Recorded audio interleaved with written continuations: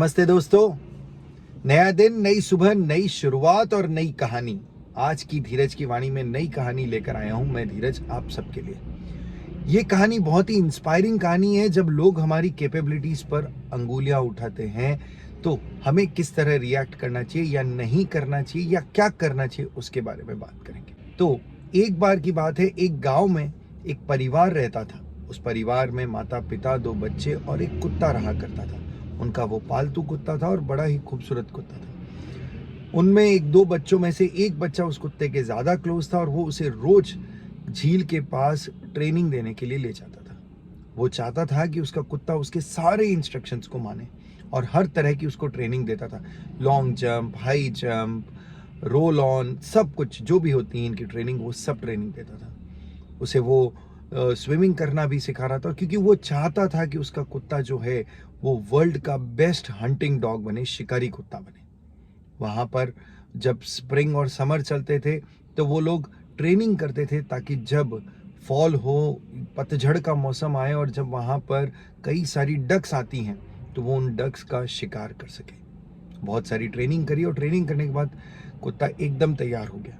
जब कुत्ता तैयार हो गया तो वो और उसका दोस्त भाई लड़का वो गए और वो वहाँ पर वेट करते थे कि कब डक्स आएंगी। एक दिन जब डक्स आई तो उस लड़के ने उन डक्स की तरफ गन चलाई और डक को मार गिराया। जैसे ही डक झील पर गिरी तो कुत्ते को उसने ऑर्डर दिया कि जाकर उसे लेकर आओ। कुत्ता भागता हुआ गया उस डक की तरफ और झील में तैरने की बजाय जो कि उसने सीखा था वो झील पर चल कर ही डक को ले आया।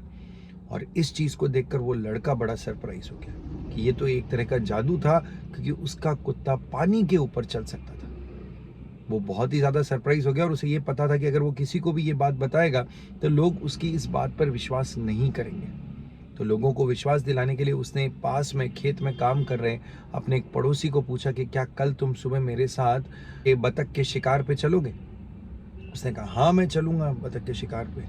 ठीक है, पक्षियों के शिकार पे, बतख तो नहीं कह सकता मैं, पक्षियों के शिकार पे चलूं। ठीक है, चल गया।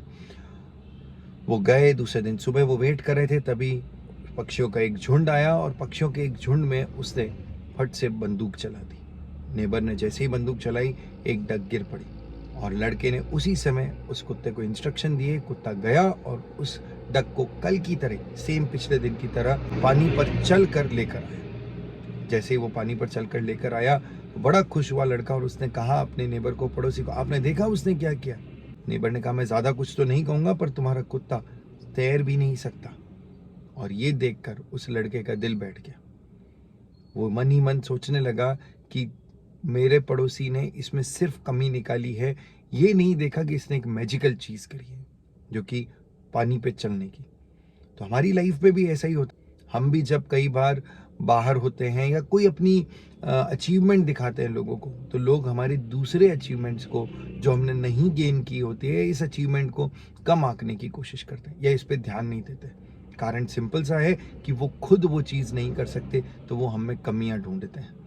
तो आप कभी भी लोगों की बातों में आने से अपनी अचीवमेंट को कम ना समझे और हमेशा इस चीज़ के लिए तैयार भी रहे कि आपको कई बार आपके काम का क्रेडिट नहीं मिलेगा, पर उससे कोई फर्क नहीं पड़ता। आप अपने आप को हमेशा इम्प्रूवमेंट की ओर लगाए रखो, क्योंकि आप जब अपने आप को इम्प्रूव करोगे तो आप पक्की बात एक बेटर पर्सन बनोगे और जब आप बेटर से बेस्ट बनोगे तब भी लोग वही कहेंगे जो उन्हें कहना है। कारण ये है कि ये वो खुद नहीं कर सकते और आप भी अगर किसी में कमियां निकालते हो तो ये चीज़ समझें, ज़रूर समझें कि आप उसमें कमी निकालने के लिए नहीं बने हो, आप खुद में इम्प्रूवमेंट करने के लिए बने। तो ये थी आज की धीरज की वाणी। धन्यवाद, टेक केयर, ध्यान रखिए।